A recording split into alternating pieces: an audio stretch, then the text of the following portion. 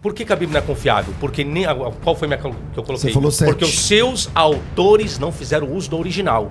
E isso não significa, Sabino, que o fato de usar uma tradução, que é o que nós fazemos, isso não faz com que eles deixem de acreditar que é palavra de Deus, correto? Como que Judas morreu? Judas morreu enforcado ou precipitado? Mateus não fala que ele se Não. enforcou. Não. Não se jurou isso. Ele foi Da enforcado. leitura do texto. Hã? Ele saiu para se saiu enforcar. para se Certeza? enforcar. É, Sim, tem. 27:5. Tem. Pega leve, Mateus. Sabino, você não sabe como é uma crônica. Só pega leve, Mateus. Tá bom, Eu tô mas aqui- você- É a terceira vez que eu tô só anotando aqui. Tá, Pega tá leve, bom, por favor. tá bom. Mas olha só, Você você- usar de homem, o negócio vai mudar. Sabino, você pode me Então, ensinar muita assim coisa. como você foi Eu educado. também posso te Eu ensinar. não estou aqui para te ensinar. Eu estou aqui para debater. Ok. Eu não estou aqui para ensinar Ok, ninguém. ok. Aí vem aqui para debater um assunto. Qual assunto que nós vamos debater? A Bíblia é confiável? Tá, vamos Então, cada um debate é falar na argumento, sua não é vez. pessoa. Ô, Mateus, Olha tá na só. sua Não vez. use de ad hominem. Vou estar na sua vez. A Vamos. crônica, Mas vou gente. pegar pesado aqui, viu, Sérgio? A crônica. Eu tô te A avisando, crônica. Não, tudo bem, É tudo a bem. Você terceira pode- vez que você vem não, com ad hominem. Não, olha só. Eu Você tô lhe pode respeitando fazer o e que tô você sendo quiser. educado. E eu tô sendo educado com você. Não está sendo educado, Quando- não. com Você você- está toda hora me você pode afinetando me aqui. ensinar. Toda hora você está me afinetando, Não. Vem pra chamando mim disso aqui. e daqui. Vem, Menos. vem pra mim aqui. Não tô nem aí pra Isso pra mim. views, essas coisas, entendeu? Tá. Por que a Bíblia não é confiável? Porque nem qual foi que eu coloquei? Você falou 7. Porque os seus autores não fizeram uso do original. Os autores fizeram uso do quê? De uma tradução que a Septuaginta, 80% ou 90% das referências que os evangelhos fazem do Antigo Testamento, como o César colocou, Vem não através da vem da Septuaginta. Septuaginta. Sim. Então, se ele se preocupasse, conforme você se preocupa, e a sua declaração de Chicago se preocupa com os autógrafos, com os originais, se nem os próprios escritores se preocuparem, muito menos Jesus, fizeram uso de uma tradução e não de um original, Mateus Angel. Não, É mas isso que eu levantei. Veja bem, o assunto aqui Vai. é muito técnico. É isso que eu E tô a dizendo. maioria das pessoas que está acompanhando não tem familiaridade com esse tema. É verdade, a Septuaginta é uma tradução, não é texto original. O argumento do Fábio é um bom argumento. Ele está dizendo o seguinte, eu não lembro que número que era o argumento, mas como é que falou o seu argumento? Que Os próprios autores não fizeram uso do ocuparam original. com o original. não fizeram seria o o hebraico. uso do original. É assim, mais de 99% talvez do Das citações pessoal do que Antigo. não, das pessoas que leem a Bíblia Sim. não o fazem no texto original. Veja bem, eu sei hebraico. Eu não leio a Bíblia para mim no hebraico. Eu leio em português. Você sabe hebraico, não sabe? Sim, Mas sei. você lê a Bíblia como? Em português. Português. Português. Você sabe grego e hebraico. Você lê como? Em português. Isso é um fato. Sempre foi assim. A gente lê na tradução que é mais familiar a gente. Isso não faz com que eu ache que aquele texto que eu estou lendo do João Ferreira de Almeida, ele é infalível. Porque ele é falível. Porque é uma tradução. Como é que diz o provérbio italiano lá? Tradutore, traidor. traidore. E todo tradutor é um Parafraseamento, parafraseado, é um né? traidor. Tira a originalidade. Agora, isso não significa, Sabino, que o fato de usar uma tradução, que é o que nós fazemos, que o que o primeiro século fazia, o que é o texto mais disponível para eles, isso não faz com que eles deixem de acreditar que é palavra de Deus, Aí correto? Aí você colocou um ato de crença. Eu estou falando de credibilidade e originalidade, César, é diferente. Então, mas quando você Não tô lê, discutindo a quando crença você aqui. lê um texto, você vai ler a Ilíada de Homero, foi escrito em grego. Você vai ler em português. Sim. Mas você vai ler o que aconteceu. Vai né, ter tal. diferença? Vai. Vai ter diferença. Vai. Então. Aí, se você quiser dirimir essa diferença, tem que fazer o quê? Ir para o original. Então, o fato de que Jesus e os apóstolos usavam a Septuaginta não desmerece, na minha opinião. Aí você fala assim, não, mas tudo bem, pode não desmerecer, mas é só uma questão de crença. Pode ser, mas não desmerece o fato de que eles entendem que eles estão lendo a palavra de Deus, ou pelo menos uma tradução dela. Não, e nós ainda temos tem um problema. mais. Aí mostra o... Mas sabe onde está o problema disso tudo? O que acontece, gente? Quando você vai pegar esse Antigo Testamento, tá? Emmanuel Tove, Adrian Shaker, até o Edson de Faria Francisco, em suas obras, você vai ver que o que dá origem ao texto massorético, o texto hebraico que dá origem ao texto massorético, não é o mesmo texto hebraico que deu origem à Septuaginta, e não é o mesmo texmo hebraico que deu origem ao Pentateuco samaritano. Você tem diversificações de fonte. textos. Então, como que você vai falar de original? É o mesmo evento que acontece com o Novo Entende? Testamento, que tem Então, texto bizantino, que tem é isso que eu tô mesmo, é a mesma dizendo. coisa. Então É isso nós aí. temos aí a tradução. Não é um E olha autógrafo. que nós estamos falando uma Septuaginta, gente, né? A Septuaginta lá de trás, tá? Lá de 284 a.C., tá bom? Nós estamos falando de outros problemas que surgiram, como as recensões de Áquila, Símaco e com Teodócio, Teodoro. até chegar na Hexápla de Orígenes. E aí hoje você tem a Septuaginta de Alfred Ralph. Então, é outra Septuaginta, outra vertente aí, tá? Mas a discussão é a questão da originalidade. Então, se os próprios autores não fizeram, como que eu posso confiar? Outro patamar, por que eu não confio na Bíblia? Porque a Bíblia foi adulterada. Isso nós temos esse problema inserido até mesmo no Antigo Testamento. Como você consegue resolver isso, Mateus Agel? Vamos lá, deixa eu responder primeiro o que você falou, porque Sabino botou um argumento bom. Acho que é o melhor argumento que ele falou até agora. Que, de fato, o Novo Testamento, os autores do Novo Testamento, eles se basearam na Septuaginta, e a Septuaginta é uma tradução. Só que aí tem um detalhe, Sabino. Nenhum estudante que fala da inerrância bíblica, por exemplo, ele nega isso. Entendeu? Só que isso não influencia exatamente a Bíblia a ter erro. Porque o conceito de erro, você estudou o livro. Eu pressuponho que você saiba o conceito de erro dentro do Concílio de Chicago. O senhor sabe o conceito de erro? Vamos lá. Para eles. Deixa eu explicar uma coisa para você. Quando você faz esse levantamento e você aceita que a Septuaginta é uma tradução. Sim. Aí você diz que não contém erro. Ok. Pega o texto massorético, pega o Pentateuco samaritano, pega a Septuaginta e compara a mesma passagem. Pergunta, é perfeita? Não, eu faço isso a cada 15 dias. É perfeita? Não. Do Egito chamei meu filho. Em hebraico está dizendo o quê? A Septuaginta diz o quê e o hebraico diz o quê? Quando você pega o livro de Hebreus, um corpo me preparaste, é o que diz a Septuaginta. O texto hebraico diz o quê? Ouvidos me abristes. Eu pergunto, tem diferença? Então, esse é o Tem, não tem? Não, Eu vou colocar aqui depois para você. Tem. Para você entender o que é erro, o que é essas diferenças, você precisa fazer isso pelo menos dentro do que a gente crê como inerrância. Porque senão a gente vai debater duas coisas. Eu não lido com crença. Não, calma aí. Não é possível. Você lida com crenças. Você não está lidando com crenças do jeito que as pessoas lidam. Eu estou falando aqui de uma obra que você leu. Você está dizendo que leu essa obra. Fez aí um material de 600 tudo aqui. Talvez você... Só que eu não poderia pegar 600 páginas aqui hoje. Não, claro. Eu propus debater apenas isso, mas... Pelo jeito que você trabalhou nessa obra, você estudou ela mais do que eu. E aí, o mínimo, o básico, num livro de inerrância, é saber como ele define o que é erro. Não, então, o problema é que define erro tudo com questão de crença e fé. Sabe o que ele coloca? Não. Que a Bíblia, sabe por que a Bíblia é inerrante para a declaração de Chicago? Porque Deus e o Espírito Santo supervisionou o que cada um escreveu.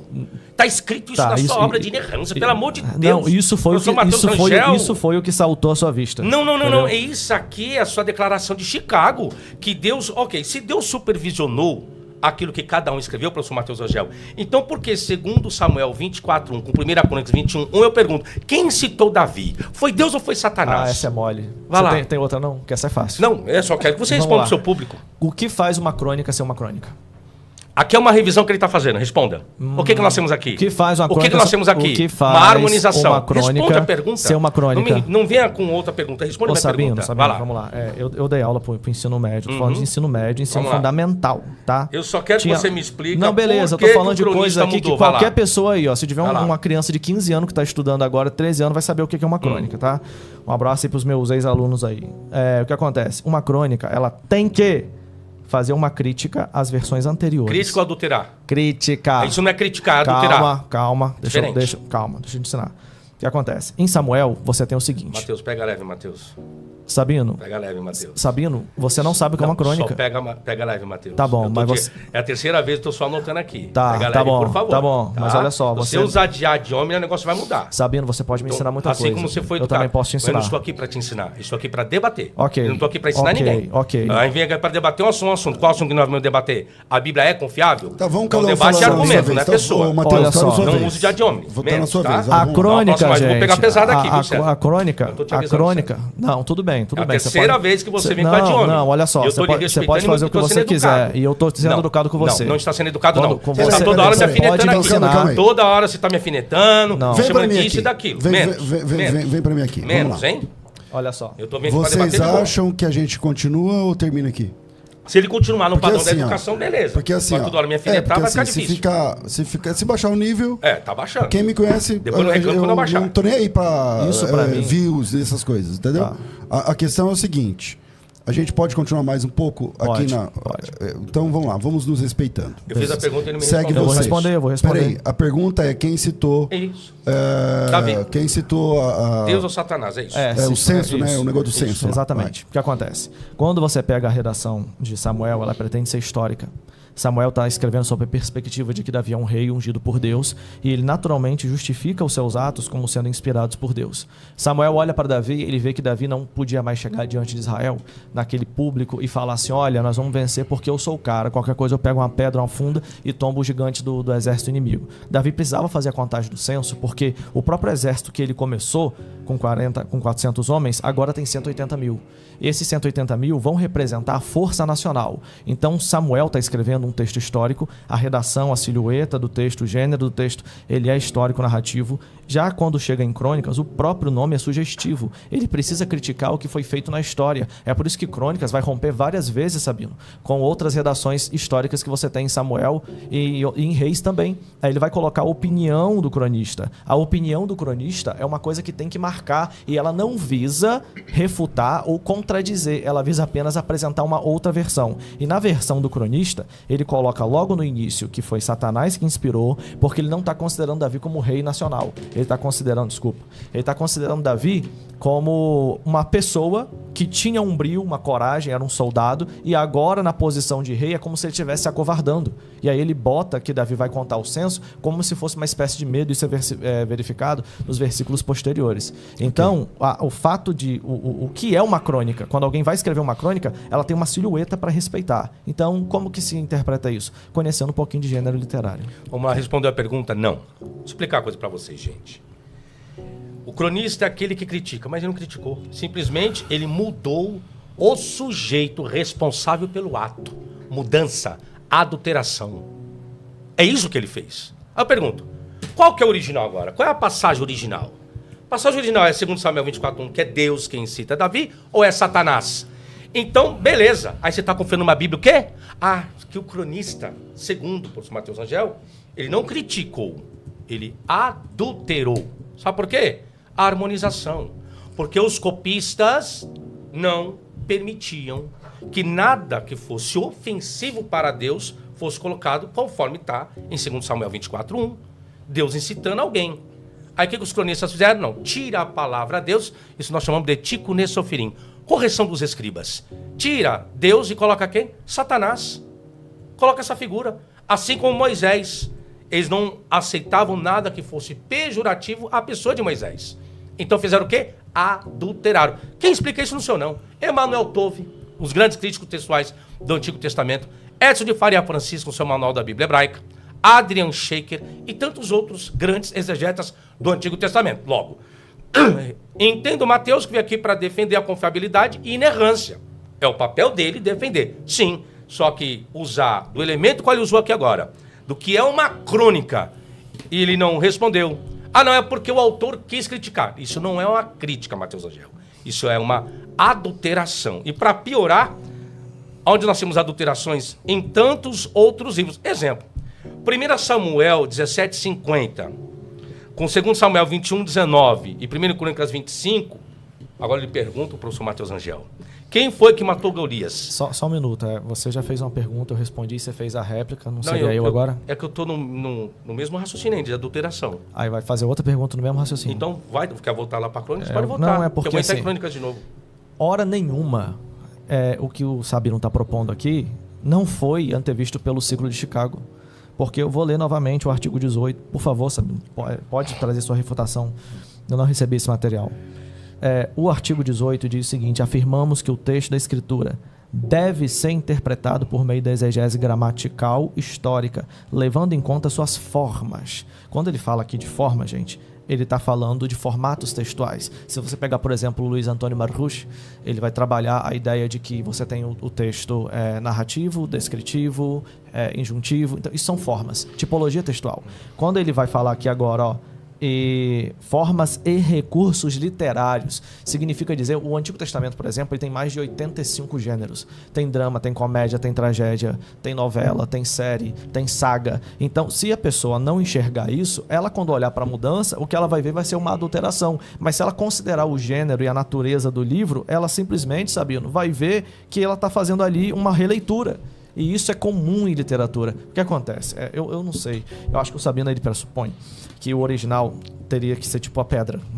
Deus escreveu na pedra e tal, e a gente deveria ter as pedras, tudo escrito pela própria mão de Deus, sem nenhum erro de ortografia ou sem nenhuma contradição e nenhuma aparente ideia que fosse ali competir com outra. Isso seria o original para você? Porque isso realmente a gente não tem. Se for assim, beleza, a Bíblia realmente a gente não tem esse original. Agora, o que a gente entende como inerrância é partindo do conceito de erro, que o Sabino também, eu acho que ele não sabe o conceito de erro dentro do ciclo de Chicago. O conceito de erro dentro do ciclo de Chicago é baseado nas teorias dos atos de fala de Austin. Austin, ele coloca o seguinte, na teoria dos atos de fala, que existe o ato ilocutório, o ato locutório e o ato perlocutório. O que é o ato ilocutório? É a intenção que eu tenho quando eu vou escrever. Dentro dessa intenção que eu tenho, eu vou trabalhar com os meus recursos para produzir um texto. Entre o que eu intenciono e o que eu produzo, pode haver divergência e perda de significado. Vou dar um exemplo para vocês. Então, o Concílio de Chicago, ele assume que, às vezes, o autor queria escrever de uma forma, o professor César, e ele, quando na hora de escrever, ele pode não ter escolhido a melhor palavra. Entendeu? Por isso que tem aquela parte hermenêutica, né, que termina o artigo 18, que diz e que a escritura interpreta a escritura. E aí, quando ele está escrevendo, ele já está no ato locutório. E o ato perlocutório é o que chega pra gente. Eu peguei um texto que alguém pensou, imaginou, orquestrou cognitivamente, colocou no papel e agora esse texto chegou até mim. Entre eu e a intenção do autor tem o texto. E esse texto, muitas vezes, ele pode não vir da melhor forma ou eu posso não entender da melhor forma. Então, o que é erro dentro do ciclo de Chicago? Erro dentro do ciclo de Chicago é uma pessoa que intenciona maldosamente escrever um texto errado. Então, vou dar um exemplo. Eu não conheço São Paulo direito. Aqui, qual é o nome do bairro aqui? Aqui. É Paulista, eu sei que é Paulista, São Paulo. Bela Vista, eu acho. Bela Vista. Bela Vista, né? Bela Vista. Então vamos supor, aí eu não conheço, não sei onde começa, onde termina Bela Vista. Mas eu intenciono falar para todo mundo que eu estava no programa do César, aí eu digo um exemplo, sei lá, que eu tô em Morumbi. Eu errei o nome, mas eu falei, gente, eu estava ali na Avenida Paulista, no Morumbi. As pessoas vão entender a mensagem, mas vão pegar também o erro do bairro que eu coloquei. Agora, a mensagem, eu intencionei fazer um negócio correto. Faltou-me recurso e conhecimento para produzir da forma correta. Aí o que acontece? Sabino pega isso, fala, viu aí, ó, errou. Viu aí, ó, tá errado, errou o nome do bairro, tem contradição, não sei o quê. Onde é o César? É no Morumbi? Então, assim, esse tipo de coisa, o Ciclo de Chicago fala que é um debate que acaba não valendo muito. Ok. Ele está falando muito do Declaração de Chicago, na página 24 da obra. Vocês gostam do negócio de Chicago, né? Vocês tiveram um debate só sobre isso? Não. Ele que levantou isso. Não. Antes. Eu estou refutando online os 19 artigos. De outro debate. De outro debate. Porque ele me apresentou a então obra. Essa história é de outro debate, né? É, de outro debate. Tá. Olha o que diz a Declaração de Chicago. Ele falou algumas coisas. Não, gente. Eu vou ler o que diz na íntegra. As Escrituras Sagradas, sendo a própria palavra de Deus, escritas por homens, olha só, preparados e supervisionados por seu Espírito, com letra maiúscula, possuem autoridade divina infalível em todos os assuntos que abordam. De onde tirou isso aqui? Entende? Calma que eu vou continuar, não terminei. Vão vendo o que a Declaração de Chicago, para os senhores verem, viu, senhores? Devem ser cridas, devem ser. Eles colocam uma obrigatoriedade na sua cabeça. Isso que o Matheus Angel quer. Não terminei o raciocínio ainda, tá? Sim, Se eu falar de infabilidade, é isso. Com Calma, bicho. Não, eu tô Ele calmo. só fez assim, ó. Ele ainda tá calmo. Ele ainda tá calmo hoje. O Matheus fez assim, ó. Ele falou, não, Mas eu tô calmo, Vai, vambora. É meu jeito, mas eu tô calmo. Continuo, gente. Queridas, como instrução divina e em tudo que afirmam obedecidas, como mandamento divino, em tudo que requerem, aceitas como penhor divino em tudo que prometem. Lá na página 24 da obra aí de Norman Glaser, da Declaração de Chicago, que você colocou. Agora, deixa eu só refutar um pouquinho. O primeiro ponto crítico a respeito disso está na identificação direta entre palavra de Deus e o texto escrito em todos os seus níveis dessa expressão. O Novo Testamento, de fato, atribui autoridade divina às Escrituras, segundo Timóteo 3,16, mas não define essa autoridade nos termos técnicos de infalibilidade absoluta em todos os assuntos, conforme a sua declaração colocou.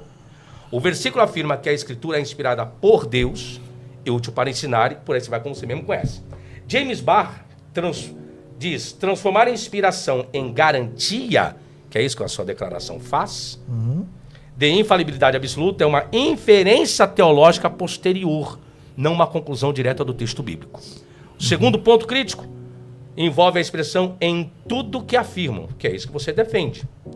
A respeito dessa informação, pressupõe que todas as afirmações bíblicas pertencem ao mesmo nível de discurso e devem ser tratadas como preposições homogêneas. No entanto, o próprio texto bíblico apresenta uma diversidade de gêneros e vozes. Por isso que você não pode pegar, e você colocou realmente sobre isso. Só que no início não é isso que eles fazem. É essa afirmativa que eles colocam. Não é. Aí você coloca, não, o Sabino, o pressuposto do Sabino é buscar um defeito, alguma coisa. Não é meu pressuposto, é o que o texto está colocando. É o que o texto diz. Aí o que nós temos que fazer? Temos que fazer harmonizações textuais, criarmos uma construção ideológica para nós não termos o quê? Que aquilo ali foi adulterado. A mesma coisa. Judas Iscariote morreu como? Enforcado ou precipitado, Matheus Rangel? Tá. Vamos lá. A gente está caminhando para o final, Rangel. Ok. Sabino percebeu que no final da leitura da página, eles falam sobre exatamente o que eu falei. E aí ele falou assim, mas não é isso que eles colocam no início. Mas, Sabino, o texto tem início, meio e fim. Então, geralmente no final que vem as conclusões, né? E aí o que acontece? Se você pegar também a página 14 e 15, você vai ver que tem outras teorias além dessa. Só para que a gente possa situar aquilo que eu falei no início, eu não sei se passou despercebido por todo mundo, porque eu falei muito rápido. Existe a teoria da expiação limitada nesse livro, a da ilimitada, a da acomodação e do original somente nos autógrafos. Teoria, não verdade. Não. Para você saber o que eu creio como inerrância, você deveria perguntar qual das quatro. Então, teoria. Teoria São tudo teoria. Beleza, tudo é teoria. Eu já fiz outra pergunta, só quero que você me explique dentro do seu conceito de inerrância. Tudo teoria, exatamente. Por que a Bíblia não é confiável? Porque ela foi adulterada. É esse o tópico que eu estou debatendo com você. Peter Enns, página 14, 15 e as outras páginas, acho que é 60 alguma coisa, fala nessa obra que existe a teoria da acomodação, que é a que a Reforma cria. A acomodação divina. O que seria a acomodação divina? Deus, ele não transformou os redatores da Bíblia em super-heróis da redação. Ele não deu a eles poder. Isso é a teoria da inspiração dinâmica que diz, né? E tem gente que acredita que é assim, entendeu? Aí, pelo amor de Deus, aí você vai realmente ter dor de cabeça. Não. Eu acabei de ler? Não, é porque é o que eu falo. Você leu uma página, mas você não leu tudo. Não, eu li a obra toda. Aqui o início, é o prefácio. E por que você não percebeu? Ai, tá vendo? Mas vamos lá, eu não quero te atacar. Mas eu, na minha opinião. Nem devo. O argumento sim, mas não a pessoa. Nem devo. Porque na minha opinião, ele não leu a obra. Porque a obra coloca, só para vocês poderem entender bem, a obra coloca, gente, vários autores discutindo sobre inerrância. Eu vou dizer para vocês o nome dos autores. Clark Pinnock, que inclusive também faz uma boa refutação à tese do Sabino. Ele diz que não é preciso ter um original para confiar nas cópias, porque no período de produção do Novo Testamento, por exemplo, havia um texto vivo, dinâmico, que sim, ele era emendado algumas vezes, ele faz algumas coisas. Então, Bart Ehrman é o único que está mais próximo do Sabino. Ele coloca opinião. Aí vem Peter Enns, que é aquele que eu concordo mais com a tese dele, da acomodação divina. A acomodação divina, ela diz o seguinte, que Deus acomodou a linguagem dentro do contexto. Ele escolheu pessoas que estavam num contexto que poderiam dizer o que ele queria dizer da melhor forma. Beleza? Aí Sabino fala, é crença. Ele tá coçando ali para dizer que é crença. Mas a verdade é a seguinte, é que compreendendo que são pessoas normais, que têm habilidades e também debilidades, elas estão produzindo um texto. Esse texto, do jeito que está escrito, ele representa, sim, um texto confiável. Deixa eu só fazer uma pergunta aqui. Às vezes, quando fala crença, e o Sabino levanta a bandeira, mas aí a crença tal. Qual que é o problema com a crença, o Sabino? Não, porque eu estou discutindo fundamentação, e não uma ideia, e não uma teoria. Eu estou discutindo o texto bíblico. O texto bíblico, vocês têm crença nele, não é isso? Claro. Ok. É isso que eu estou discutindo. Eu não quero discutir a posição do que eu acredito, do que eu creio. Não, eu quero discutir... Mas por que a crença não entra na equação para você? Não, porque é subjetivo. Aí você está criando uma subjetividade e não uma proposição, não um fundamento. Aí como que você vai avaliar?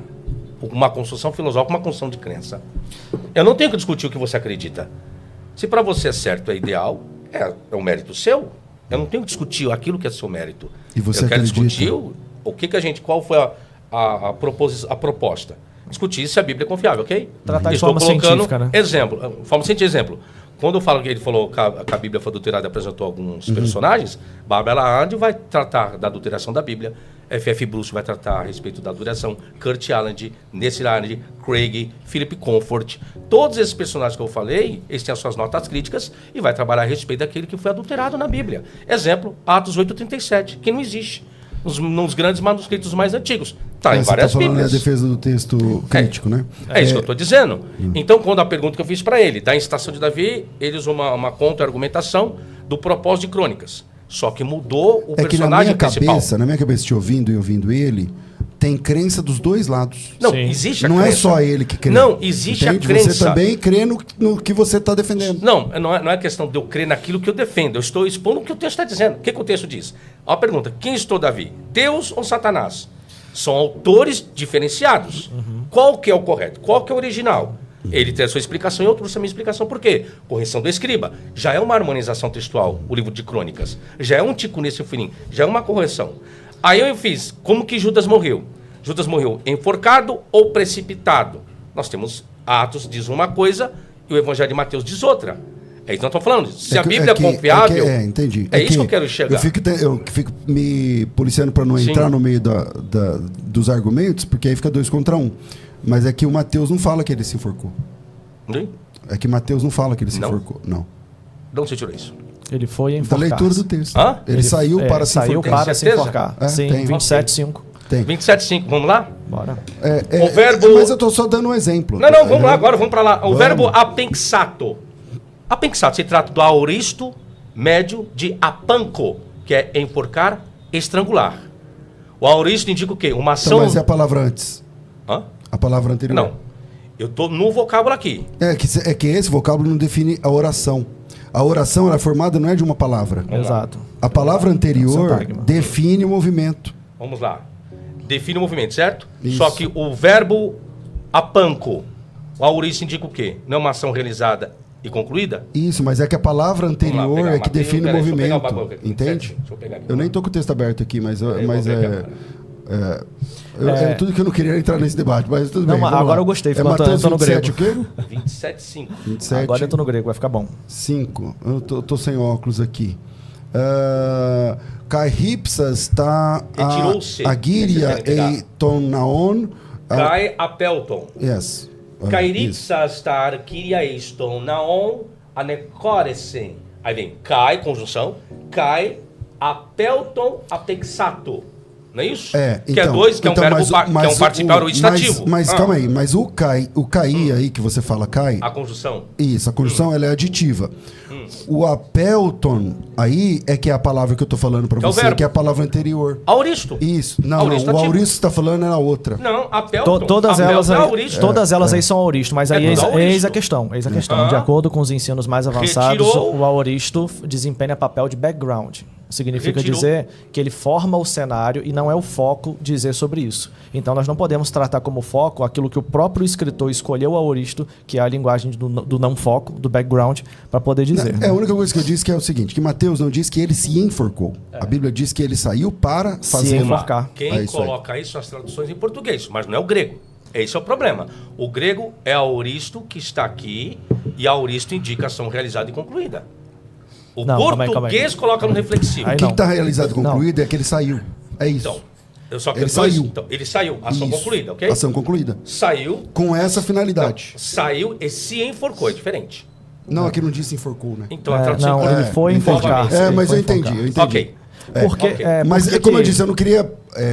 a minha questão era mais investigativa aqui, mas, enfim.